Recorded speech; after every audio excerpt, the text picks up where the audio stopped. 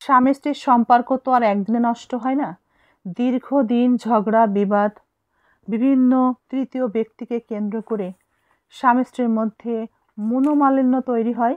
একটা সময় সেটা বৃহৎ আকারে পরিণত হয়। তারপর বিচ্ছেদের মতো একটা বিষয়ে গিয়ে সেই সম্পর্ক গড়ায়। তো আমাদের স্বামী স্ত্রীর সম্পর্ক, যে কোনো ব্যক্তির স্বামী স্ত্রীর সম্পর্কের মধ্যে যদি এই ধরনের সমস্যা তৈরি হয় এবং শেষ পর্যায়ে বিবাহ বিচ্ছেদের মতো একটা বিষয়ে গড়ায়, তখন কি করবেন?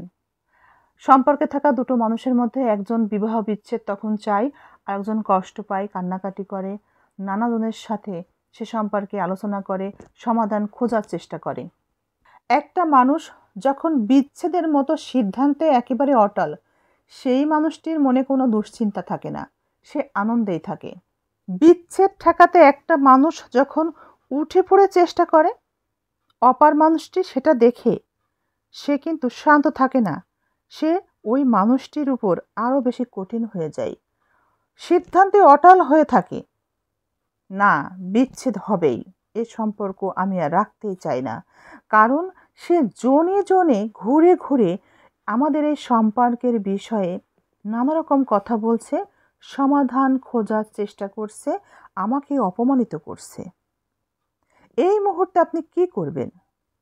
বিচ্ছেদের মতো একটা পর্যায়ে যখন বৈবাহিক জীবন দাঁড়ায়, পৌঁছে যায়, তখন আপনি কি করবেন?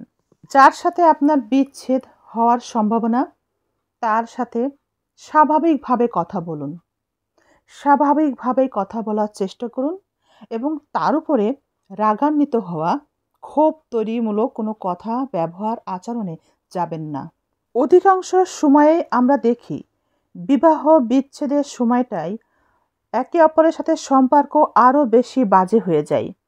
তখন সম্পর্কে থাকা একটা মানুষ চরম সিদ্ধান্তে পৌঁছে যায় যে এই সম্পর্কে থাকাই সম্ভব না, সিদ্ধান্তে অটল থাকে, বিবাহ বিচ্ছেদ হবেই।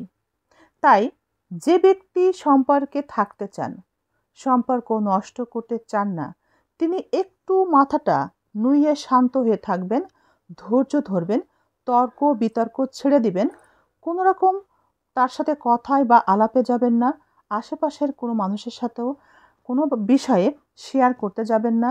কারণ আশেপাশের মানুষগুলো কিন্তু সবাই আপনার কাছের মানুষ হবে না, তারা বরং আপনার কাছ থেকে কথাবার্তা শুনবে এবং আপনাদের সম্পর্কে আরও বেশি বাতাস লাগিয়ে সম্পর্কের আগুনটা আরও দাউ দাউ করে জ্বালিয়ে দিতে সাহায্য করবে। তাই এমন মানুষের সাথে কথাবার্তা শেয়ার করুন যে মানুষটা আপনাকে সাহায্য করতে পারে, মন থেকে সাহায্য করবে এবং সে চাই আপনাদের সম্পর্কটা টিকে থাক। এমন করতে পারেন, আপনার সাথে সম্পর্কে আছে সেই মানুষটি যে আপনার সাথে বিচ্ছেদ চায়, তার একজন কাছের বন্ধু, খুব ক্লোজ বন্ধুর সাথে আপনি আলাপ করতে পারেন এ বিষয়ে। আপনি তাকে জানাতে পারেন আপনাদের সমস্যার কথাগুলো। সে কিন্তু এ বিষয়ে অনেক বেশি সাহায্য বা সহযোগিতা করতে পারে। সম্পর্ক যদি কেউ টিকিয়ে রাখতে সাহায্য করে, আমাদের মনে রাখা উচিত এটা একটা বড় ইবাদত। যে ব্যক্তি সম্পর্ক টিকিয়ে রাখতে সাহায্য করে কিংবা ভাঙা সম্পর্ক জোড়া লাগিয়ে দেয়, আমাদের সৃষ্টিকর্তা, আমাদের রব সেই বান্দার প্রতি অনেক অনেক খুশি হন, সন্তুষ্ট থাকেন। আমাদের রবের কাছে তিনিই হন উত্তম একজন বান্দা। এই মুহূর্তে সেই সব উত্তম বন্ধুদের সম্পর্কে আমার এতটুকুই জানানোর আছে, যদি এমন কোনো সমস্যা নিয়ে আপনাদের কাছে হাজির হয় কিংবা আপনাদের সাহায্য কামনা করে, অবশ্যই তাদেরকে সাহায্য করবেন এবং সেই সম্পর্ক জোড়া লাগিয়ে দেওয়ার জন্যেই চেষ্টা করবেন, উত্তম বন্ধুর পরিচয় দিবেন। আশা করি আপনার কোনো বন্ধু যদি ভুল পথে পরিচালিত হয়, সম্পর্ক বা নিজের সংসার ভাঙার মতো কোনো পরিবেশে যুক্ত হওয়ার মতো সম্ভাবনা আপনি উপলব্ধি করতে পারেন, তবে তাকে সেখান থেকে ফিরিয়ে আনার চেষ্টা করবেন। এটা কিন্তু একজন উত্তম বন্ধুর পরিচয়। সত্যিকারের ভালো বন্ধু সব সময় একজন বন্ধুর পাশে এভাবেই ঢাল হয়ে বন্ধুত্বের পরিচয় দেয়। এই পৃথিবীতে যখন একজন বান্দা আর একজন বান্দার কাছে উত্তম বন্ধু হিসাবেই পরিচয় দিবে, ঠিক সেই বান্দাটি, সেই উত্তম বন্ধুটি আমাদের রবের কাছে উত্তম হয়েই থাকবে। পূর্বের কথায় ফিরে আসা যাক।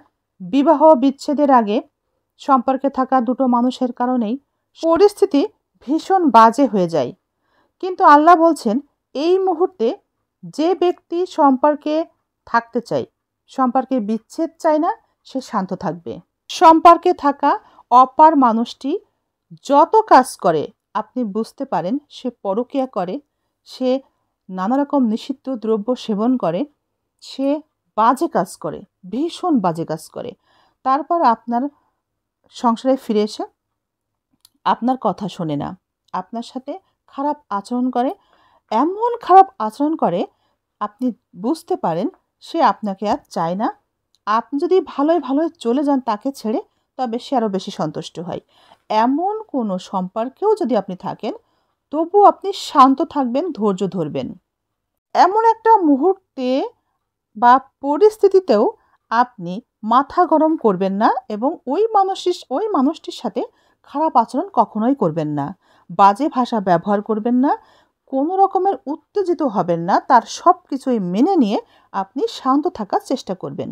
আপনার আচার ব্যবহার, আপনার শান্ত থাকাটা এটাই বোঝাবে আপনি তার জীবনের সব খারাপ দিকগুলো মেনে নিয়েই এখন অনেকটা নিশ্চুপ হয়ে আছে। আমাদের মনে রাখা উচিত, যার কেউ নেই পাশে, তার কিন্তু সৃষ্টিকর্তা আছে, রব আছে। তিনি যে সিদ্ধান্ত নিয়ে থাকেন, যে পরিস্থিতি আমাদের জীবনে ঘটিয়ে থাকেন, সব কিছুর একটা উদ্দেশ্য থাকে।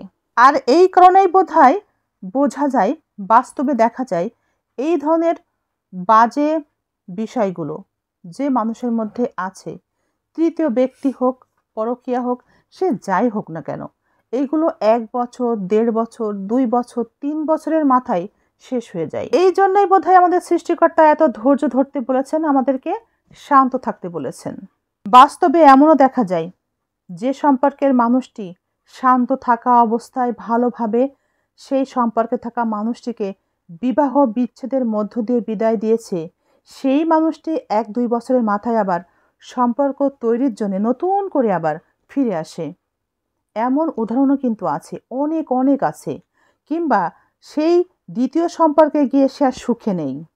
শুধু সুখ বা কষ্ট না, দ্বিতীয় সম্পর্কটিও দেখা যায় বিচ্ছেদের মধ্য দিয়ে শেষ হয়। অর্থাৎ মানুষটি আপনার ওই ভালো ব্যবহার দেওয়ার কারণে সে কিন্তু আর সুখে থাকতে পারে না জীবনে, সে জীবনে শুধু কষ্টই পায়। বৈবাহিক জীবন শুরু হওয়ার সাথে সাথেই যারা আমরা বৈবাহিক জীবনে আছি, তারা আজ থেকে আমাদের সংসার জীবনের সকল কিছু যা আমাদের চোখের সামনে এবং চোখের আড়ালে ঘটে যায়, সব দায়িত্ব ছেড়ে দিই আল্লাহর উপর, আমাদের রবের উপর।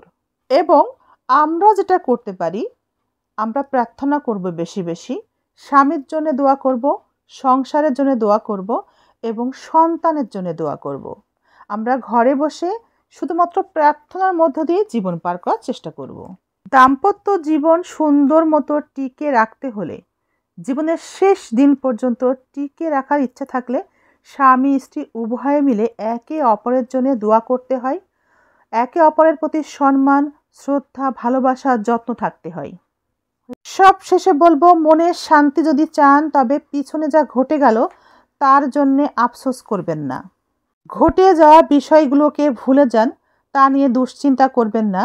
নিজেকে ক্ষমা করুন এবং সাথে সাথে অন্য সবাইকেও ক্ষমা করে দিন। একটি সুস্থ সুন্দর সম্পর্কে থাকুন এবং আপনার মন যা চাই আপনি তাই করার চেষ্টা করুন।